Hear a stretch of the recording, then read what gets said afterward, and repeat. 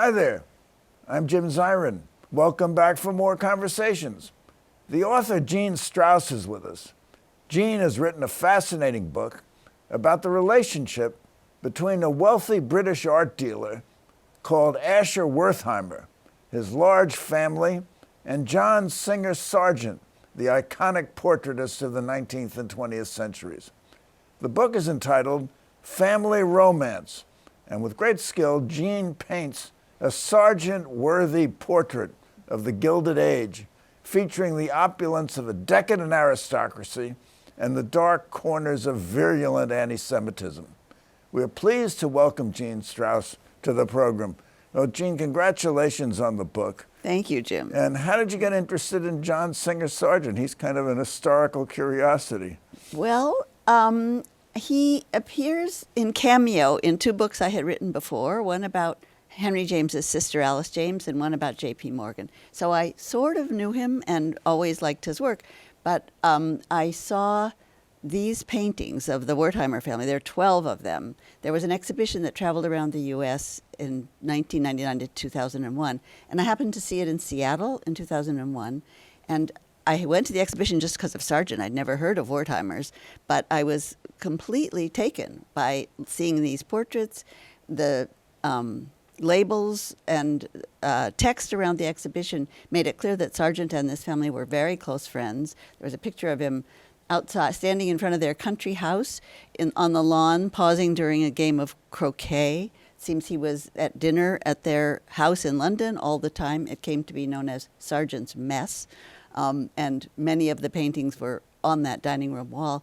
So I just was extremely curious. I thought of him, as you said, as painting British aristocrats and American plutocrats, American elites of all kinds, but not Jews. So I was very curious to know what their friendship was like, whether he had other Jewish friends and subjects.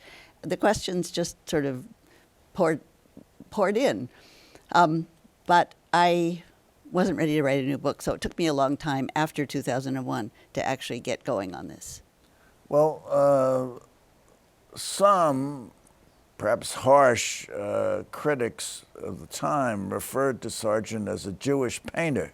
Mm-hmm. But actually, only about 5% of his work involved Jews as sitters. And then there was, in addition to the Wertheimer family, there were the Sassoons, there were others of the time. What was really remarkable about that? I mean, Rembrandt painted a number of pictures of Jews. No one refers to Rembrandt as a Jewish portraitist.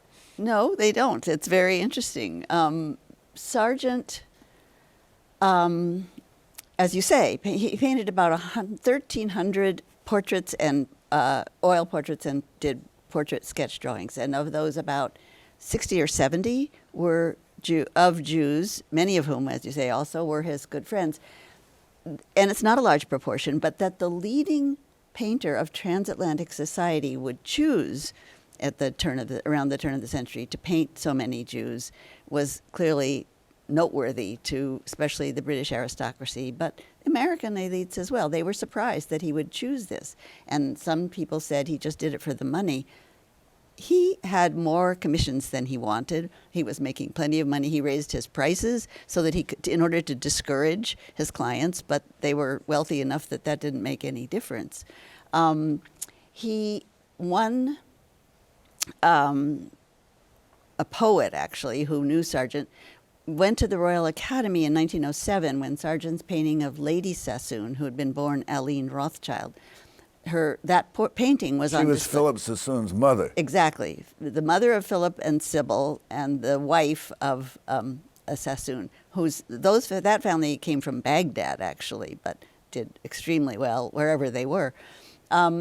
So that portrait prompted a comment by this observer saying, Sargent paints nothing but Jews and Jewesses now and says he prefers them as they have so much more life and movement than our English women. He was always looking for visual drama, and he painted a lot of the British nobility, and some of those paintings are absolutely fantastic, and most of them are, but in some of them you see sort of the attenuated, exaggerated, stretched out images of people who sort of look as if they had cold water rather than blood in their veins. And the portraits of the Wertheimers are full of vitality and warmth and of his friendship with these people. Same is true for the portraits of the Sassoons. So he was doing both all along, but I think it excited his imagination to find people who weren't just the elites that had been his patrons up until then. Well, there's never really been a definitive biography of Sargent. Correct. The closest that anyone came is the book by Jean Strouse. But tell us a little bit about him. He was an American, but he was painting in London. Right. Largely. Largely. He was an American in that his parents were Americans. They lived in Philadelphia. They had a baby who died under the age of 2, and they went to Europe with Mrs. Sargent's mother to cheer up Mrs. Sargent, because the death of a baby is devastating, and they never came back. They lived in Italy. They lived originally. all over. They went to Italy first and stayed there, and John was born in 1856 in Florence. His father was a doctor. His father was a doctor, and his mother was from a family that had some means, not fabulous fortune, but certainly comfortable. And his grandmother, when he was born near the Ponte Vecchio in Florence, his grandmother called him Fra Giovanni.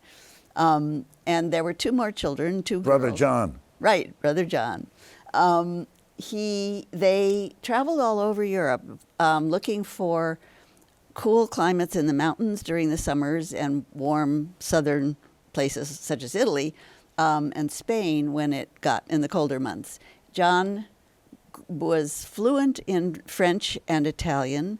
He also knew some Spanish and some German, and he was familiar with more cultures, European cultures, than most Americans would ever see.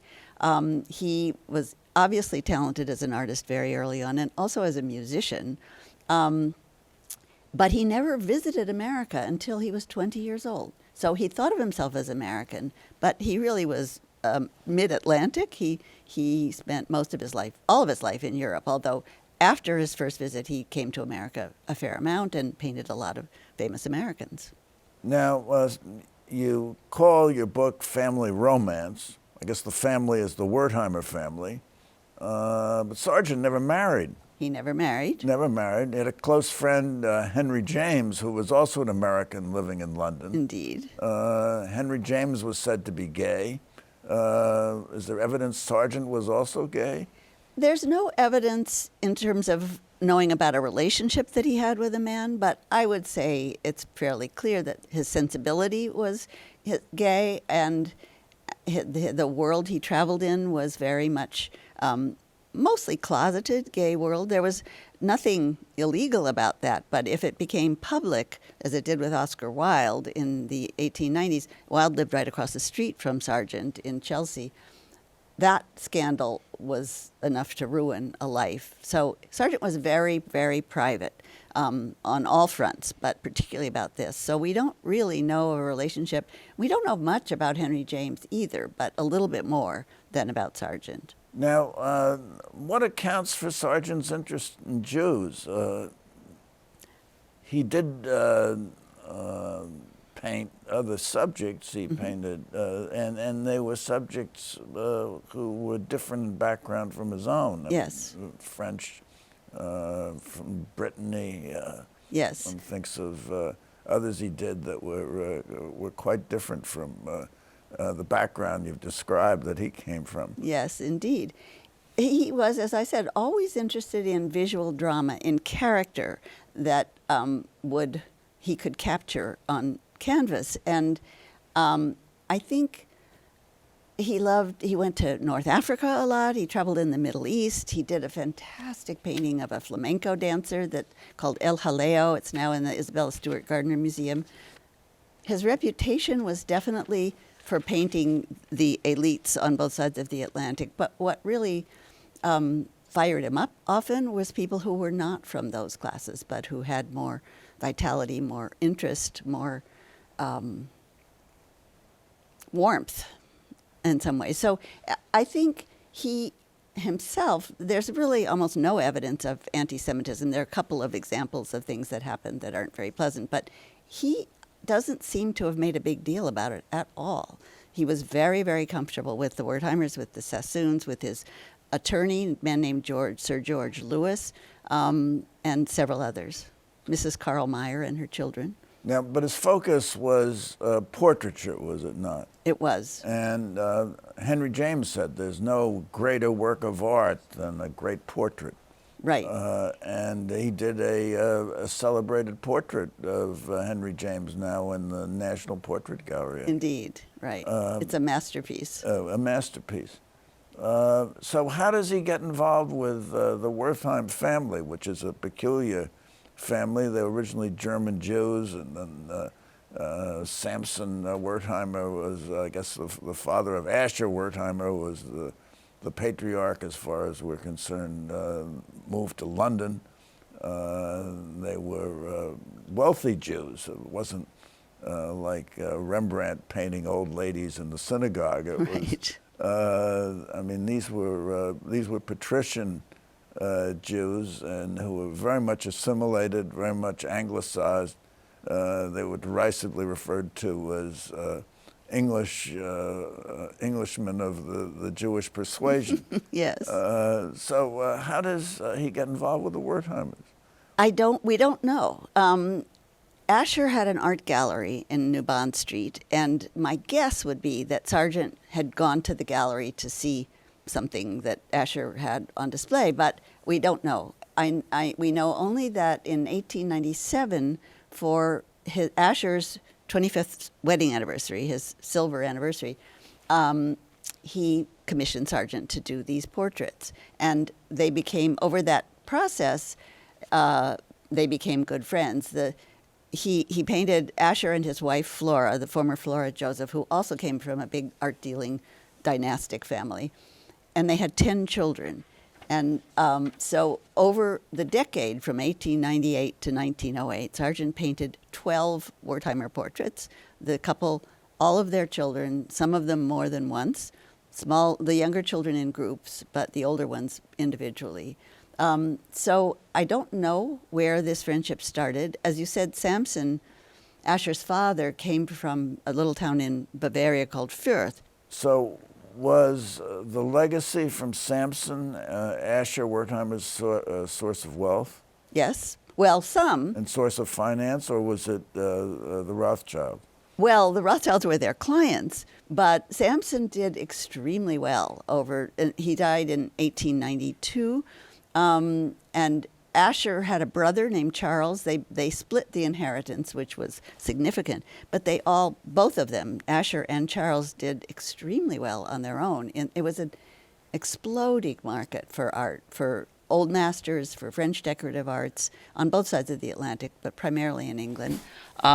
So they it was really the birth of the modern art market, and it was a very expensive and risky marketplace. So people who could guide you toward the real thing were in a very good position. And so another piece of the social history of this story is that the British aristocracy was really losing altitude. They were declining in status and power and certainly income, while America was... And there was an estate tax that was imposed. Yes, indeed. There was, and at this time, America was minting what Bernard Berenson called squillionaires. So the aristocrats didn't want to sell their land or their grand houses. They occasionally sold their daughters and sons to a rich American for one of those marriages, like Consuelo Vanderbilt and the Duke of Marlborough. But they could sell art. That was it was portable. It was increasingly valuable at this time. You left out Churchill's father and Jenny Jerome. Exactly. Thank you. After whom Jerome Avenue in the Bronx was named. Right. Exactly. Yes. Interestingly, just a footnote to that, the Churchills lived on the same street in London, although they obviously had Blenheim, their wonderful country estate, but they lived on this Connaught Place, which is where Asher Wertheimer and his family lived. And Winston was the same age as the oldest Wertheimer daughter, but I don't know whether they ever played together. I doubt it.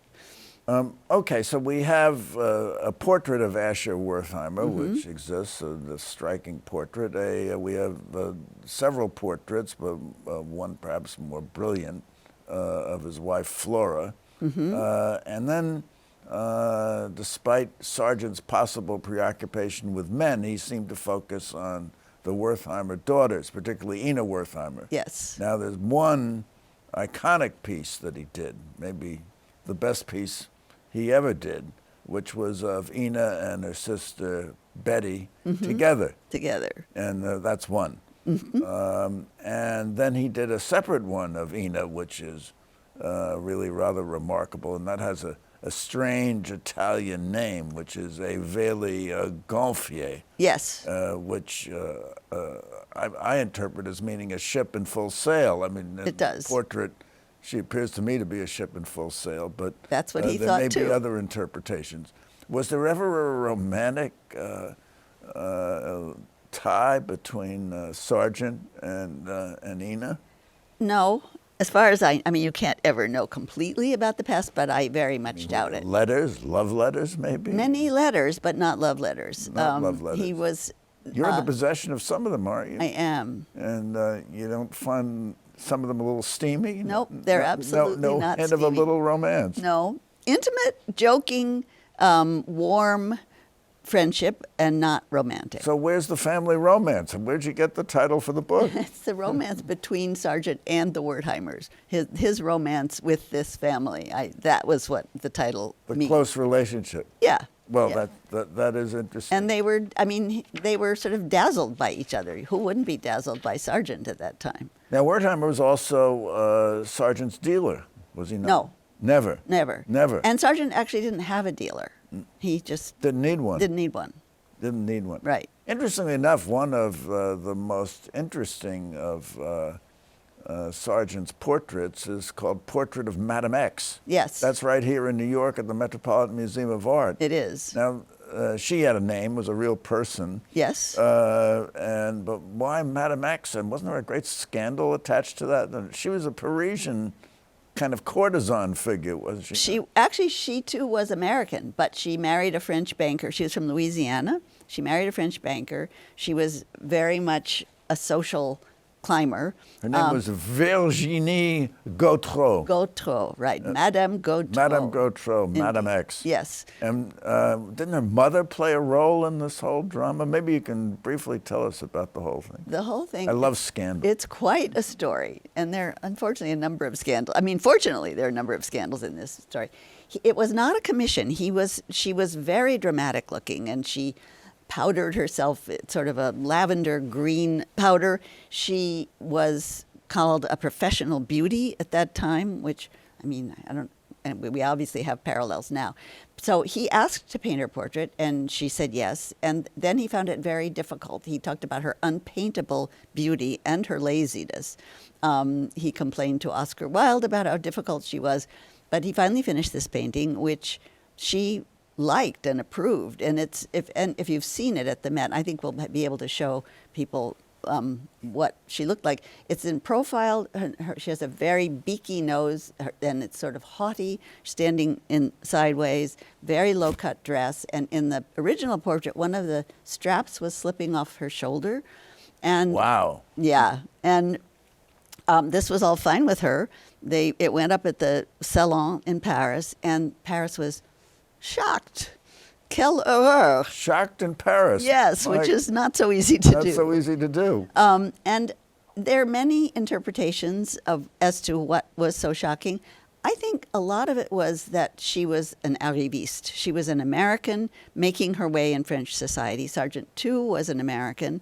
As things were changing socially and culturally, but it was... Arriviste is a new kid on the block. Exactly, right. A recent admission and a social climber, yeah. Exactly. And she was, there were rumors about her having affairs and being sort of socially loose, but I think it was a combination of social and it's a striking painting. It's really quite an extraordinary painting, and. But then didn't he, at the request of the mother, repaint a strap on one of the shoulders? Not right away. The mother and daughter, after the first day when everyone was scandalized, not everyone, several of Sargent's friends and several artists thought it was absolutely a brilliant portrait, but the overall reaction in the press and elsewhere was, So the mother and daughter came to see him to his studio in tears the next day and asked him to take it down. And he said the salon did not do that, would not take a painting down that had been selected for display. So when Madame X went into seclusion for a while, the mother said it had ruined her life. Sargent took the painting back to his studio where he kept it on view. I mean, there was a wonderful photograph of him standing in his studio next to this portrait. No strap. Well, he moved the strap up. Moved it up. Yeah. It sort of went up by degrees. Yes, exactly. But it stayed in his studio in Paris and then in London. And in 1916, I believe, the Met, he sold it to the Met in New York, saying, "I suppose it is the best thing I've done."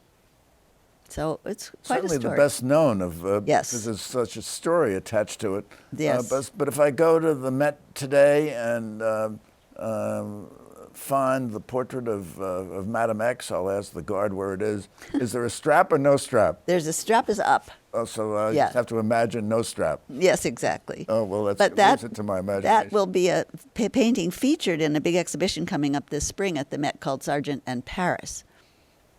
And that won't include any of the Wertheimer. I don't think so. They were in London. They're in London. Now, that's a story, too, because Asher, when he died, or in his will, he left, 9 of the 12 portraits of his family that were done by Sargent to his wife.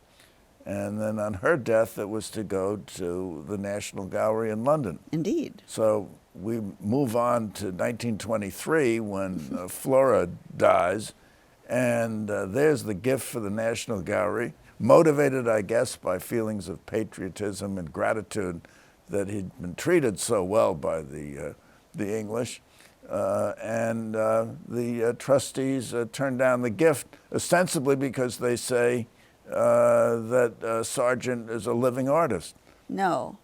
Sorry, but not quite. Everything was right up until the end. They didn't turn it down. They accepted it But very not for happily. the National Gallery. No, initially it went up at the National Gallery It was in up at the 1923 National Gallery. for a couple Then- of years. then- And then it moved to the Tate, And which was, where I see it today. yes. It's not in the National Gallery anymore.